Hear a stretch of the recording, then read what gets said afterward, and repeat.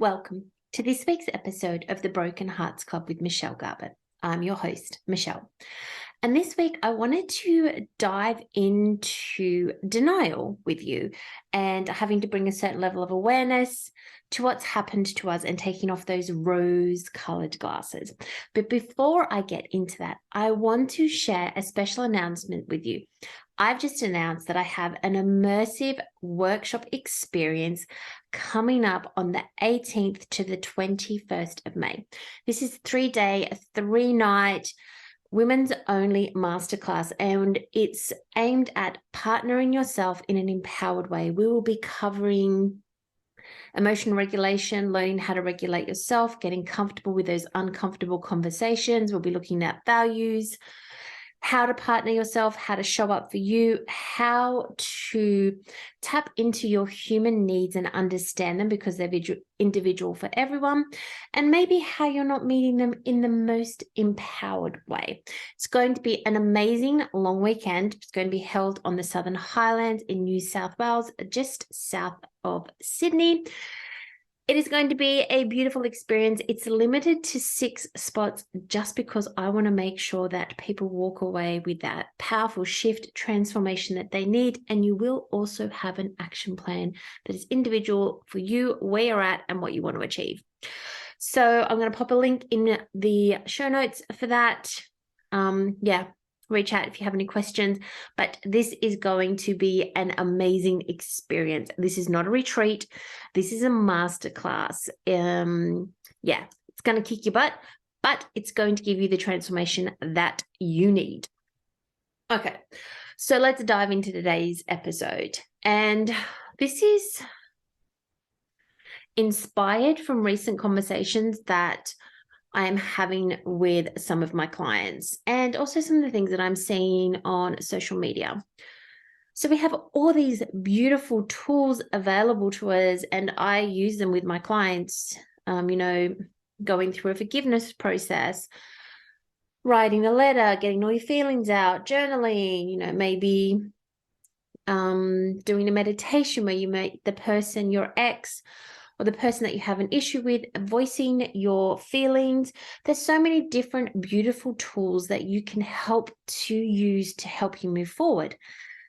The thing is, if you're not actually seeing what has happened to you, if you're not accepting, if you're in denial of what has happened to you, if you still got those rose-colored glasses on and we always look back with more positivity than we romanticize our ex-relationships. And sometimes we can forget the bad thing that's happened to us.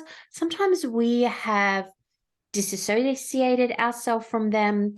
We have buried the memories as a survival mechanism to be able to stay in the situation that we're in. We don't want to acknowledge what has happened to us. There might be a level of embarrassment and shame, so we just push it away and ignore it, which is helpful when we're in the situation and we need to just get through it and survive.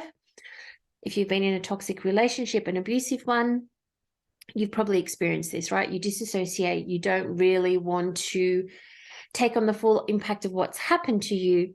And when we come out of it, sometimes we don't want to acknowledge what has happened in our abusive relationships, in our toxic relationships, in our unhealthy place that we were, because we then feel shame about it. We feel embarrassed.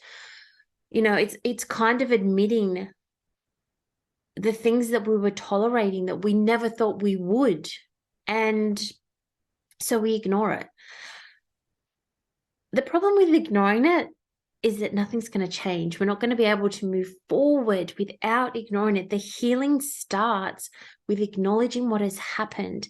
And that might be extremely hard. And that's why it's extremely helpful and important to have the right support during that process. And also being in a place where you feel safe and that you're not going to be judged, because you're already judging yourself enough for what you put yourself through, for what you allowed to happen to you, for what you ignored, for what you tolerated, all of those things that are running through your head. Sometimes we don't want to share with our family and friends. And this is where getting the external support is so key, because when you're working with someone who doesn't know you, you don't feel as judged. You don't feel that they're going to judge you. And a good coach, mentor, counselor, whoever you see, therapist, should never be judging you. And if you feel like they are judging you, then maybe you need to find a new one. But it's different when we start talking to our friends and family. And so we don't share with them what has happened, which means we're just continuing to deny and not acknowledge the experiences that we've been through, and to be able to let go of those experiences and to be able to heal and to be able to move forward and to work through any wounds, the repercussions of those situations that we've put ourselves through. We need to acknowledge them. We need to say this happened.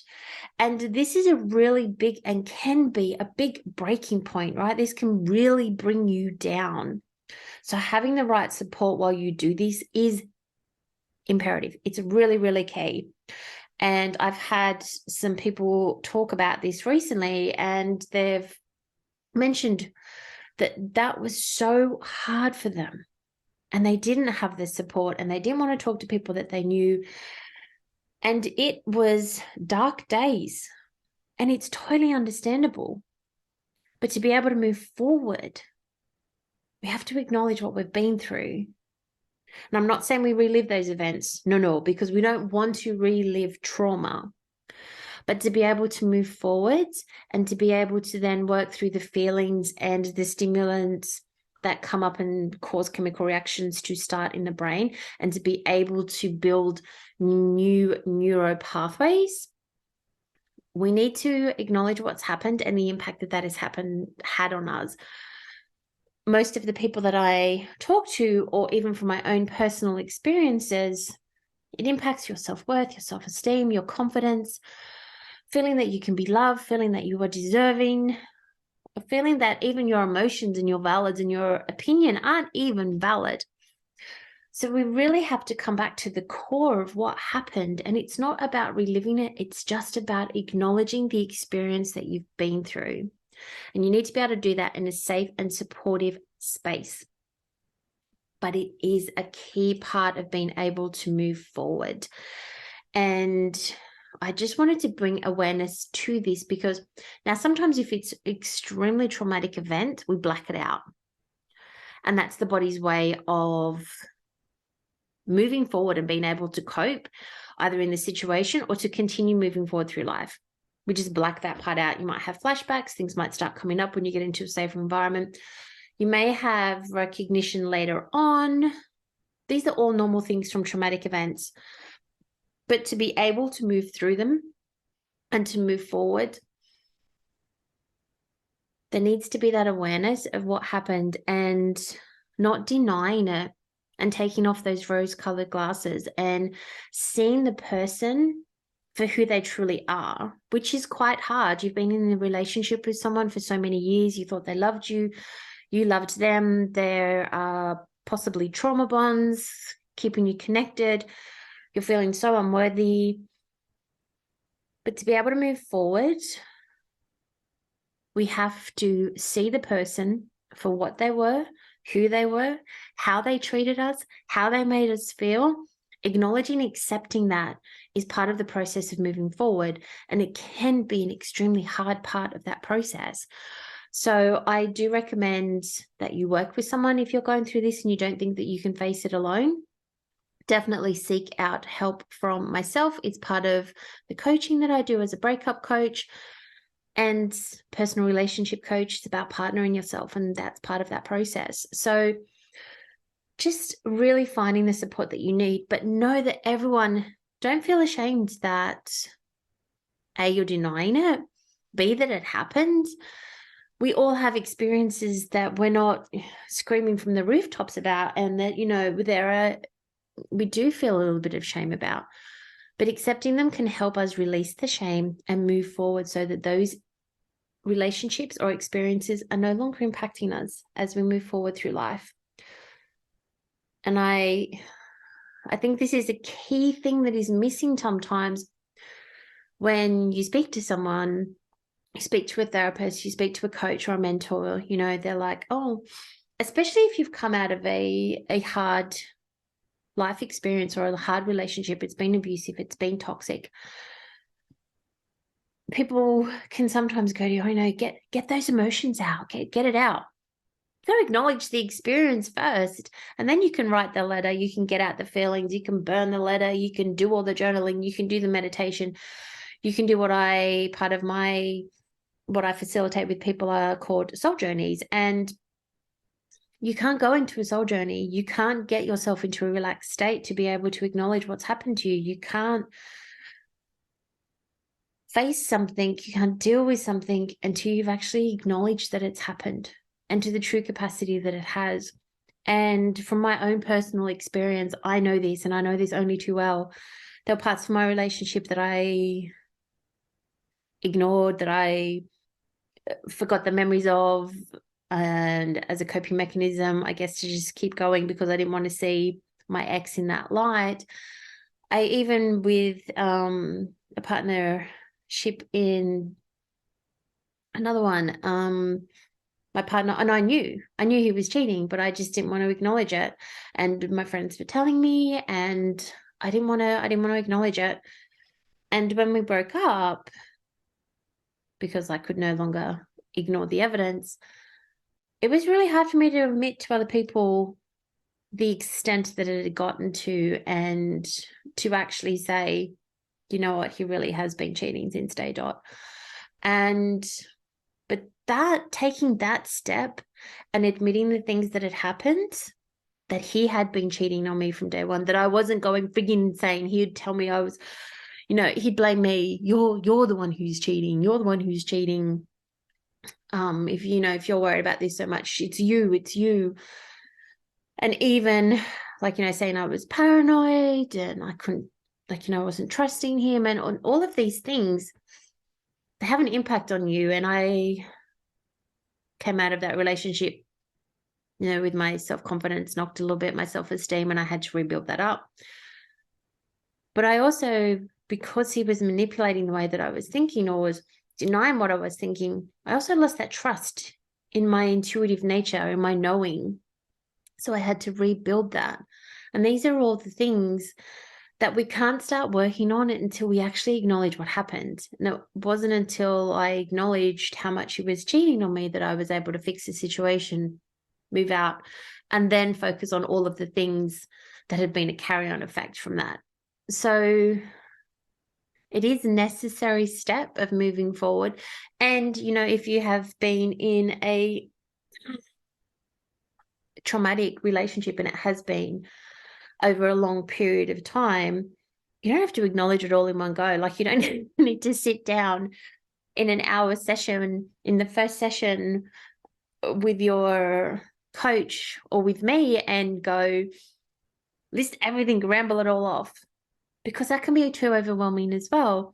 Just acknowledging slowly the things that have happened to you that you're comfortable with acknowledging, and continuing to work through that acknowledgement and to accept what has happened, and then move forward and acknowledge the carry on, the implications, the effects that you continue to carry with you from those shitty situations. And that can be really hard because that's vulnerable. You have to be extremely vulnerable and open and honest with yourself. Sometimes we don't want to be honest with ourselves. But if you're going to heal, if you're going to be able to move forward, if you want that beautiful, bright future that you want, there's going to have to be some self-honesty. There is going to have to be some vulnerability. And I tell you, that vulnerability and that honesty with yourself is a lot braver than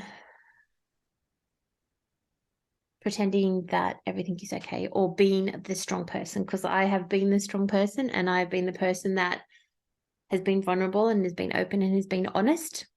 And the most growth and development and the ability to be able to regulate myself and understand myself and to live more chill comes from that vulnerability and honesty, and that opening up of who I am and being authentic to myself and being honest with myself. That's where you see the growth, the change, and that's where you find the calm and the peace and the ability to move towards the life that you want. But it is an important step And so you may see all these beautiful, encouraging tools online of how to move forward.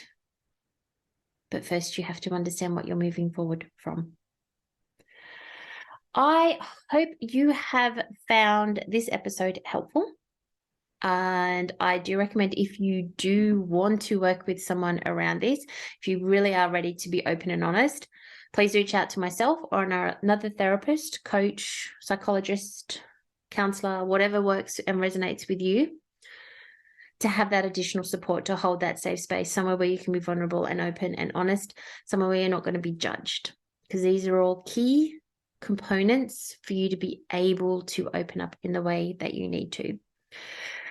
Please feel free to share with anyone that you feel may benefit from this. Don't forget to like and follow the podcast. You can also follow me on social media, Michelle_Garbutt on Instagram. Thank you so much for taking the time to listen, to learn, to focus on yourself, and hopefully get some tips and tools that will help you get through your breakup and show you how to partner yourself in an empowered way. Don't forget the 3-day masterclass, link down below if you want more information. Thank you so much, and I look forward to connecting with you next week. Ciao for now.